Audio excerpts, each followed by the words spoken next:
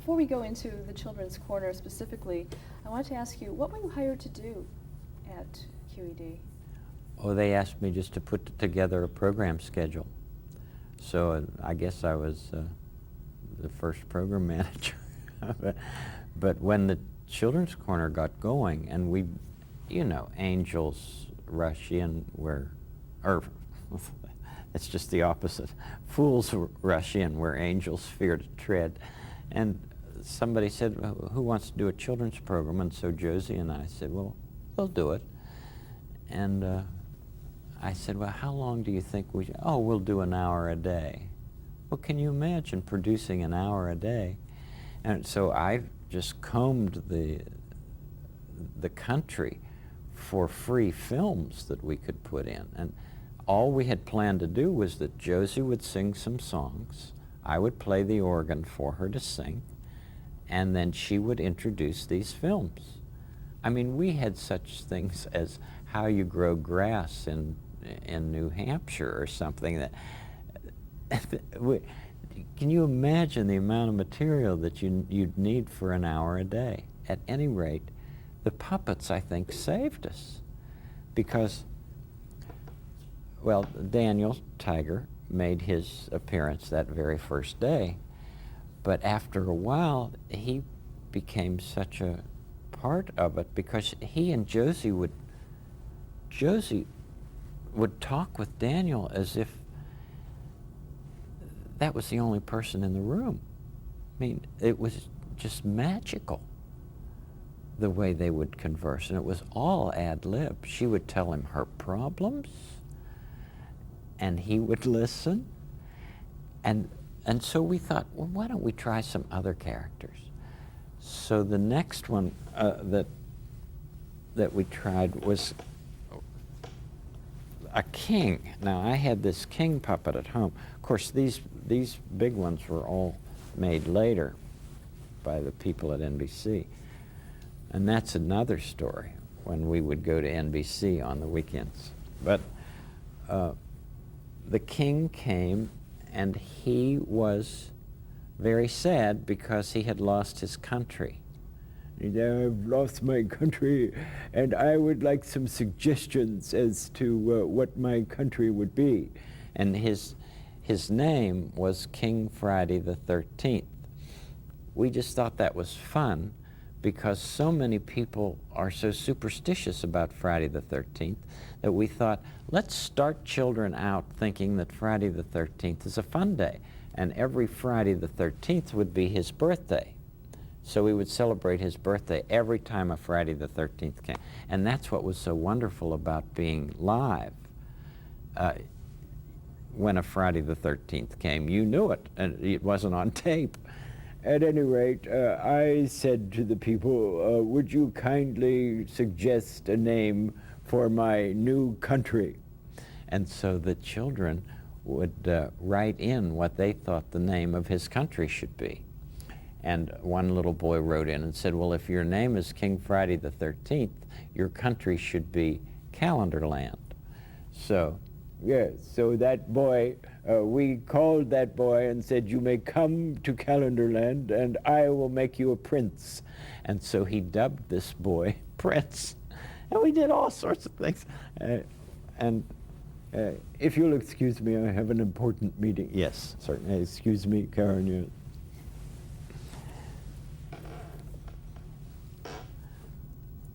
Here we're back to whimsy. And you were doing this with your other duties as a programmer? Yeah. I mean, I'll never forget the Kilty Band that came from Carnegie Tech, which is now Carnegie Mellon. And they filled up the studio one evening. And of course, as you know, everything's live. They filled it up and they started to play. And I was in the control room with the director. And none of the camera people, they played so loud. This is the bagpipes. They played so loud that the camera people couldn't hear what the director was in the booth was saying. And so he just would make gestures like this, move the camera this way or this way. Well, these early days are really challenging and fun. There was one day that we were missing a cameraman. Somebody was sick. They went out on the sidewalk and brought somebody in. One of the Pitt students was walking by, and they said, "Would you come and help us?" And he said, "What do you want me to do?" And they said, "Oh, just run camera." Did he do it? Sure, he did it. He did it fine. I mean, you know, you learn by doing, and we all did a lot. Okay. Talk about meeting Josie Carey. How did you two get together? Well, she was working at the station. She was working with Leonore Elkus, and she was her assistant. And I think that Mrs. Daniel had seen Josie in productions at the Pittsburgh Playhouse. She had done some children's productions there, and I think eventually wanted to go in and do children's programming. And so Mrs. Daniel hired her for what there was to do, and that was to be Leonore Elkus's assistant. But of course, when the Children's Corner got going, Josie was plenty busy. And we had a wonderful working relationship. She was a great lyricist, and she would work and work on words, and then she'd hand them to me, and I'd write melodies for them. What were some of the songs that you two wrote? I think I'm going to like today. I think I'll call it fine. I'll wrap it in ribbons and make it mine.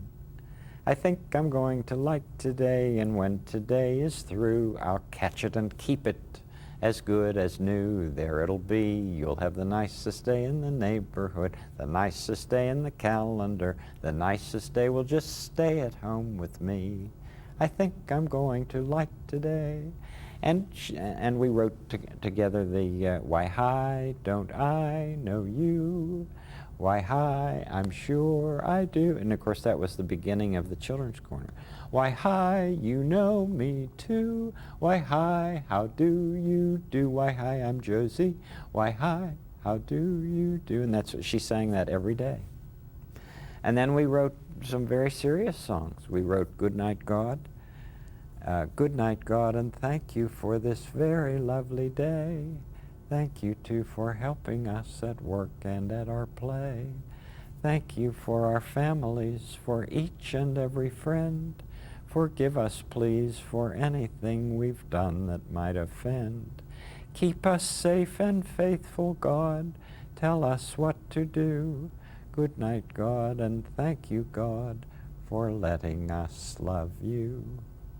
And many kids sang that before they went to sleep at night. Is that Families. something that you could do, a song, because could you do a lot of religious type songs? And Not on public broadcasting now, I wouldn't think. I don't think that would be allowed. but back then you didn't get any. Back then everything was possible, you know?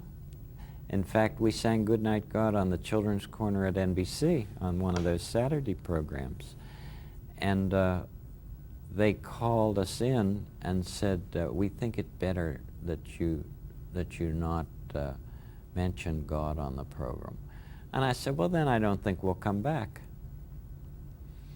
And they had a lot of viewers for our program, so they rescinded that. But at any rate, you can be an agent of what's good and not have to be terribly direct about it. We have a song on the neighborhood that says, there are many ways to say I love you. There are many ways to say I care about you. Many ways, many ways, many ways to say I love you. And there are. And one of the ways is working as well as you can to bring to others what you feel can be nourishing in their lives. It's an offering of love, what we do. Talk a little bit about the format of the Children's Corner. You know, before we do that, my next thought was, how many clothes can you wear? How many cars can you drive? how big of a shelter do you really need? Some people get so caught up in the trappings of life. At least I feel that that they lose what is real. And so my desire is to help children realize that deep and simple are far, far more important than shallow and complicated and fancy. You wrote a song about that too. Well, everybody's fancy, sure. We're all fancy on the inside and the outside. You know more about the neighborhood than I do. You should be the one talking about it. Well, let's talk a little about the format of the Children's Corner for those who may not have seen it. Yes, well, Josie sang the opening song, and then she showed pictures that kids had sent in.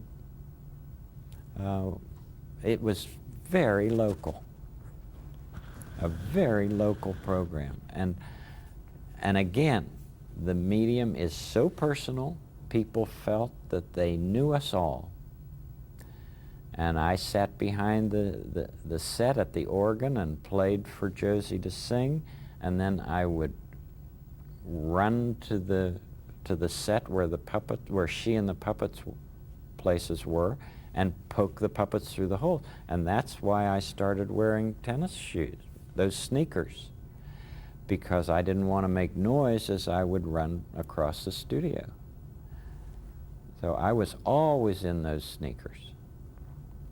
And that was long before the children, or before the neighborhood. I was comfortable in sneakers. And so after King Friday came, I can tell you one thing about King. One day, Gertrude Berg, who was Molly Goldberg on commercial television, she came to visit. She was doing some personal appearance in Pittsburgh, and so she came into the studio.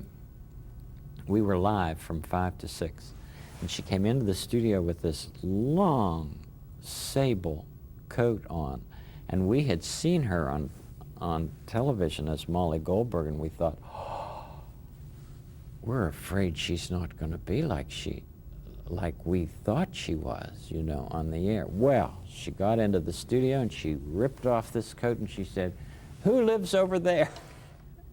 And she went to Henrietta's tree, and she gave Henrietta, and they exchanged their favorite recipes for blintzes.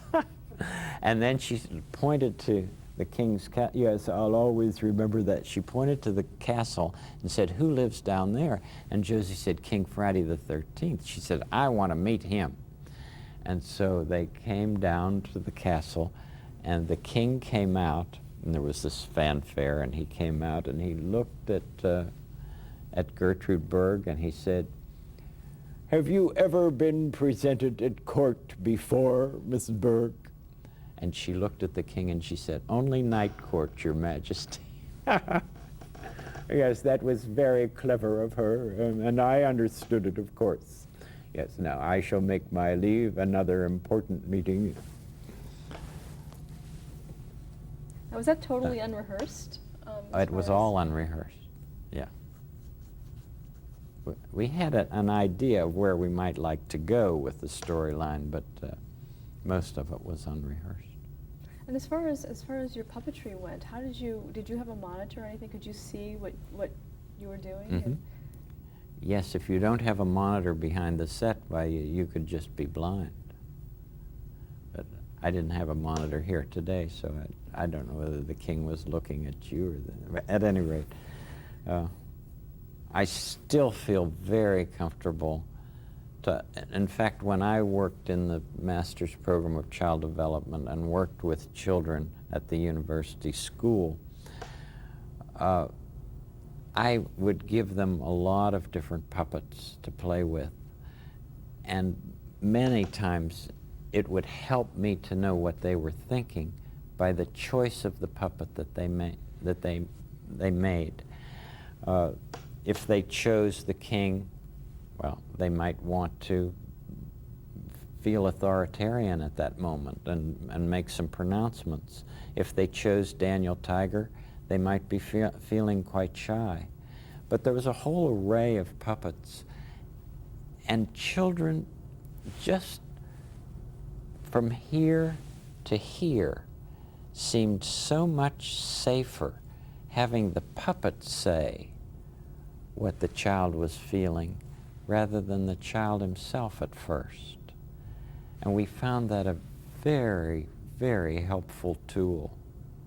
I mean, it's a lot easier, even as an adult, for me to have Daniel say, I'm really scared. Do you think maybe you could give me a hug? you know? That would be hard for me to say, I'm really scared. Do you think you could give me a hug? So the difference from here to here, that doesn't seem very far, but it was efficacious, to say the least, in that working with children. How much of you were in those puppets' personalities? Oh, I think a lot. You know, I think every one of them has a facet of me. Lady Lane certainly, the mischief maker, the fun maker.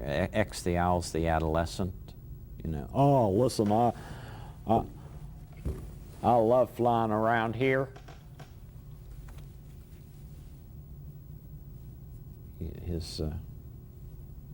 He needs to go to an optometrist. Oh, I love flying around this place. I've been looking for you all. You came from California, didn't you? And where'd you come from, New York? Oh, good. He just went like that. I'll tell you, this television business, isn't it fun? Anyway, when X came, he didn't have a place to live. And so what we suggested to him was that he find an acorn. And so he went, found an acorn, and we scotch taped it to the bottom of the set. And every day, the art crew would paint a little more of the tree. And finally, the tree was completely painted on the set. We had a knothole, opened the knothole, and X came through. How long did that take? You must ask Josie. I'm not sure. It probably took a week or so. She has a wonderful memory. How was the original set created? As far as, you know, you had the castle and everything there without the puppets, is that correct? Or as the puppet was introduced, their home was introduced? How did that work? It was just a fanciful set. And I remember there was something that looked like a queen doing something, and but there was no tree, there was no castle. The only thing that was there was a cuckoo clock. And of course we incorporated that for Daniel. But the rest of it was just fancy-free. And I think it may have been Ernie Coombs who helped to design it. Now, Ernie Coombs was the person who was in our art department here. Sometimes Josie was late in the later years because she had a commercial program downtown in Pittsburgh that was live, and she would rush out to here to be on the air at 5, I believe. And so I would call Ernie in the art department, and I'd say, Ernie, Josie's not here yet. Will you come upstairs and help us start the program? And so he would come up and sing the song and do what was needed with the puppets, and then Josie would come in as soon as she arrived. Well, Ernie, when I was asked to go to Canada to do the the neighborhood. Wasn't called the neighborhood then. They called it Mr. Rogers. At any rate, I asked him if he would come and help me be my assistant puppeteer. And he came, and when I left Canada, they didn't want me to go, but we wanted to raise the boys in the United States. And so we came back, and I said, well, why don't you build a program around Ernie? And so that's how Mr. Dressup came to be. And Ernie Coombs stayed for 25 years after that. Describe Mr. Dressup. Mr. Dressup would change clothes and put all kinds of things on, and he had his own puppets that somebody else voiced. But hopefully you'll talk with Ernie, because he would be a great part of the history to talk with.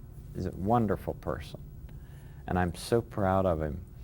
He brought real grace to children's programming in Canada. Did you ever appear on camera on the Children's Corner?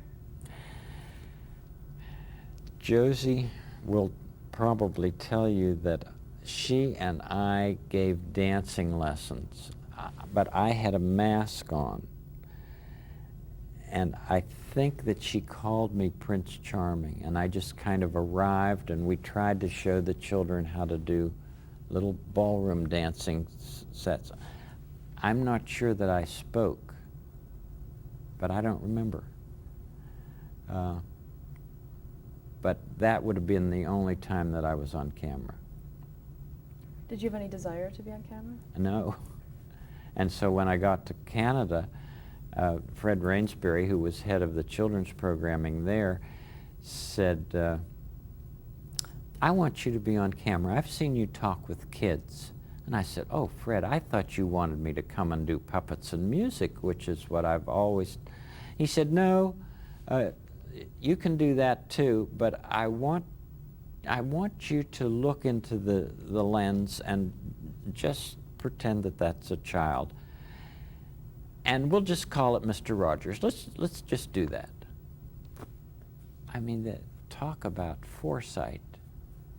Fred Rainsbury was a wonderful man. He was a professor of philosophy at the University of Toronto, but he also was head of children's programming for the CBC, the English network. What do you think he saw in you? I don't know. He gave me, now what was that book? Was it Childhood and Society? But he gave me one of the first books that I read in the field of child development. So he really knew. And Margaret McFarland, who later became our major consultant, said, Fred, I watched the Children's Corner. I've watched your early programming, and sure, now you're sophisticated as far as the child development themes are concerned, but you were always in touch with your own childhood. And she said, and that is the greatest prerequisite for what you're doing. And it makes me think now that parents who are watching with their children, watching our neighborhood with their children, if the neighborhood re-evokes their own childhood, you know, when they were watching, that could be one of the greatest gifts that we're giving the next generation. Because if they're in touch with who they were as children, they'll be able to be far more empathic with their own children. That's something really important. What kind of thoughts did you give at the time for Children's Corner about education and sort of curriculum and that kind of thing? I think Josie would probably tell you we just went into the studio and had fun. And again, we're talking about being enthusiastic about healthy things. I mean, she and Daniel would have just wonderful conversations about a flower. You know, to be enthusiastic about something that somebody else might learn to love. That's what a gift, you know? I mean, what are your hobbies, for instance? Do you have a hobby? Many, yes. What? Many, yes. Many. Yeah. But for instance, one. Writing. Writing. Well, if you can be really enthusiastic to some young person who is just learning to write and say, do you know what this means to me? I feel just thrilled every time I can turn a phrase, and it's a blessing. It's a blessing to pass on something that you love to somebody else. There isn't anything better. There isn't any better gift. There was another portion of the show, The Attic. Tell me about that. That was the very first thing we produced. It was on that night, that April 1st night. It was the only segment that we had ready to go for the Children's Corner. These were pieces of furniture that came alive when Josie went to visit them. And there was rhododendron and philodendron. These were just potted plants. And philodendron, let me see, this is the way philodendron talked. And rhododendron was my wife. We all did recordings of these things. And Josie was foo-foo fish, just a kind of a rubber fish. Oh, talk about primitive. There was Grandma Victoria Olaphone. It was gramophone. And she got converted into a television set. And the director did her voice. John Ziegler did her voice. Oh, there were funny there was Teop, which was a mouse. It was a puppet, but that's poet spelled backwards. And everything that he said was in poetry. Were those scripted? They were scripted. Those were completely scripted, yeah. And in fact, Josie wrote a lot of those scripts. Were those filmed? They were funny. Pardon Were me? they filmed, or were those also live? We did them live. Let's stop here to change the tape.